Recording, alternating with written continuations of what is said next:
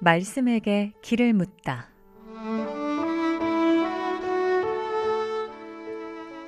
인생의 모든 문제, 하나님 말씀에 답이 있습니다. 성경 말씀 속에서 인생의 길을 찾는 시간. 목요일 오늘은 북구 풍양동에 위치한 광주 동부교회 박태준 목사님께서 말씀 전해주십니다.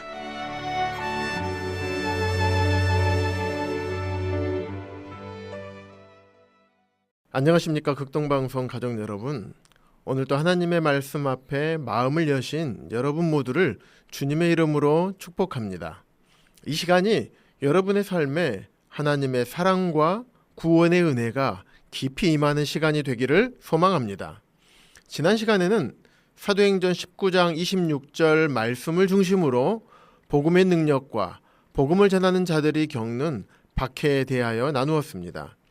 은으로 아데미 신상 모형을 만들어 파는 사람들이 바울 일행이 전하는 복음으로 인하여 경제적인 손실을 입게 되었습니다. 따라서 그들은 크다 에베소 사람의 아데미어라고 외치면서 바울 일행을 핍박했습니다.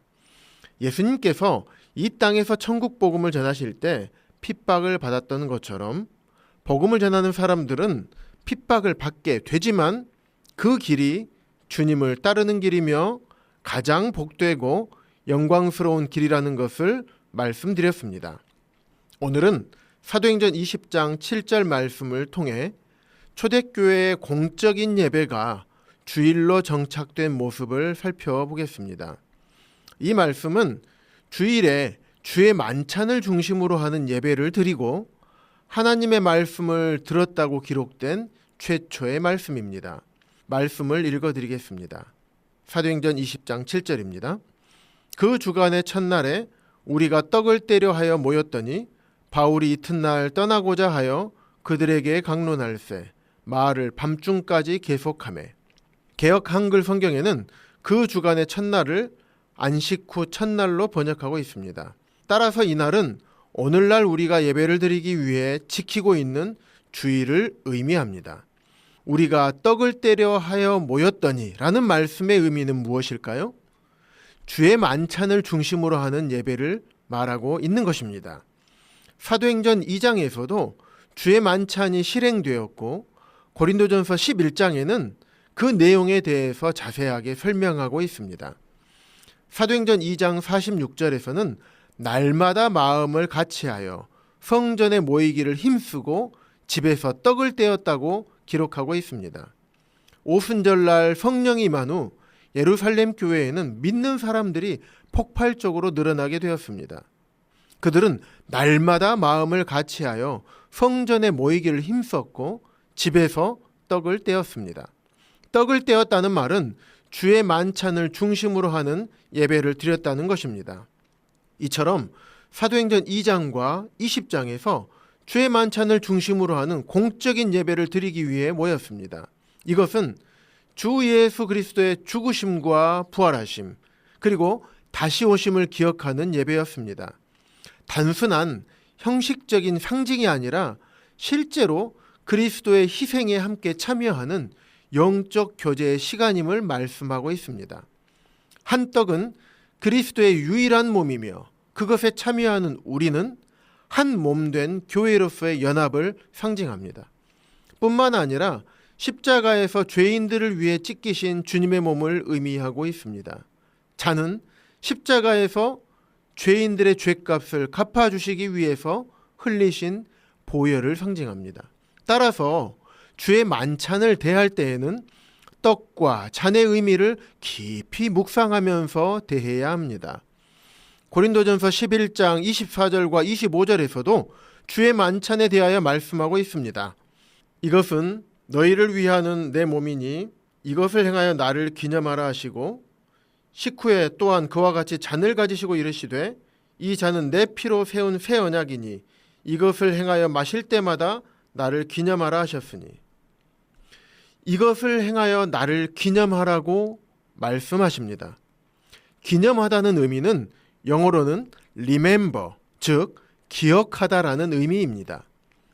떡을 떼어 먹으며 잔을 마실 때마다 우리를 위해 십자가에서 죽으시고 부활하셨으며 다시 오실 주 예수님을 기억하는 것입니다. 사도행전 20장 6절과 7절은 사도 바울이 드로아에서 일주일 동안 기다리면서 주의 첫날에 지역교회가 모일 때 떡을 떼기 위해 함께했던 장면입니다. 바울과 그의 일행은 전도 여행 중이었지만 주의 만찬을 가볍게 여기지 않았습니다. 그들은 여행 중임에도 불구하고 정해진 날, 정해진 방식으로 교회와 함께 주의 만찬에 참여하기 위해 기다렸던 것입니다.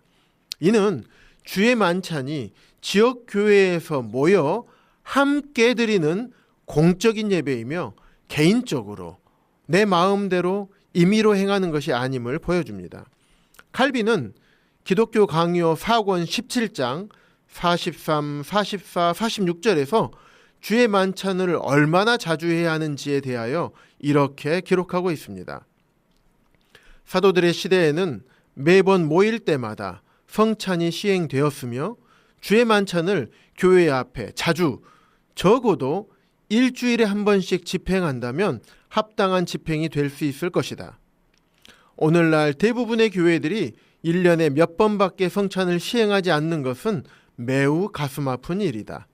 오히려 그와는 반대로 모든 그리스도인이 자주 주의 만찬을 받도록 제정하셨다.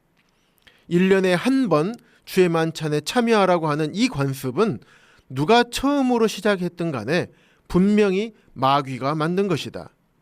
주의 만찬은 적어도 일주일에 한 번은 그리스도인들의 집회의 진설에서 만찬이 선언하는 약속으로 우리를 영적으로 먹이게 하는 것이 옳다. 물론 아무도 강요할 것은 아니지만 모든 사람을 권고하며 고무해야 한다. 이 성례는 신자들의 믿음을 견고히 하며 그리스도와의 연합을 새롭게 하는 중요한 은혜의 수단이다. 우리가 앞서 살펴보았던 주의 만찬에 대해 기록된 사도행전 2장과 20장의 내용과 방금 읽어드렸던 칼빈이 기록한 기독교 강요의 내용과 거의 동일하다는 것을 알 수 있습니다. 그렇다면 주의 만찬에는 어떤 의미가 담겨 있을까요? 첫 번째, 예수 그리스도께서 죄인들의 모든 죄를 영원히 다 갚아주신 십자가의 대속을 기억하는 것입니다. 두 번째, 새 언약의 성취를 의미합니다. 예수님께서는 잔을 가리켜 언약의 피라고 말씀하셨습니다. 예수 그리스도의 대속 사역을 통해 죄 사함 받고 믿음으로 말미암아 구원받음으로 인해서 끊어졌던 하나님과의 관계가 회복된 것을 의미합니다. 세 번째, 예수 그리스도와의 연합과 참여라는 의미가 있습니다.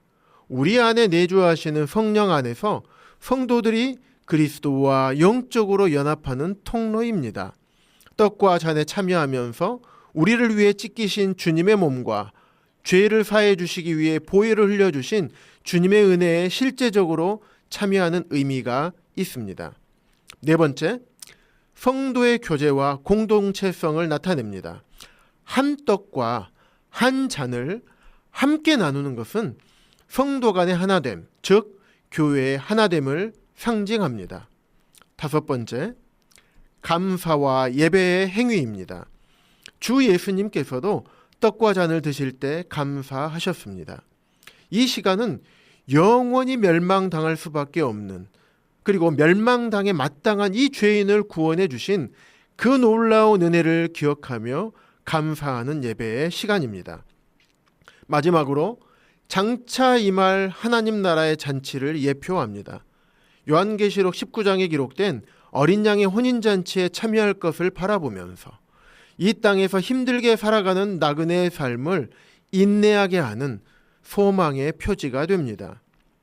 사랑하는 국동방송 가족 여러분, 여러분들은 주의 만찬에 참여할 때 어떤 마음으로 참여하십니까? 주의 만찬에 참여하는 것을 기다리며 사모하고 계십니까? 주의 만찬의 의미들을 살펴보면 이 모두가 예수 그리스도를 영접한 모든 하나님의 자녀들을 위한 것임을 알 수 있습니다. 이처럼 주의 만찬에는 하나님의 자녀들을 향한 주님의 놀라운 은혜와 사랑이 가득 담겨 있습니다.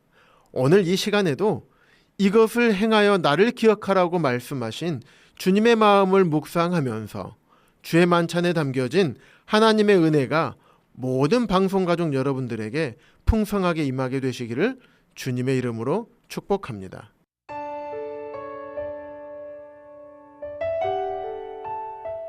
목요일 저녁 지금까지 북구 풍양동에 위치한 광주 동부교회 박태준 목사님께서 말씀 전해주셨습니다. 방송 듣고 신앙생활에 도움받기 원하시는 분은 010-4120-8007번 010-4120-8007번 광주 동부교회로 연락주시거나 062-373-1000번 광주 극동방송으로 전화주시기 바랍니다.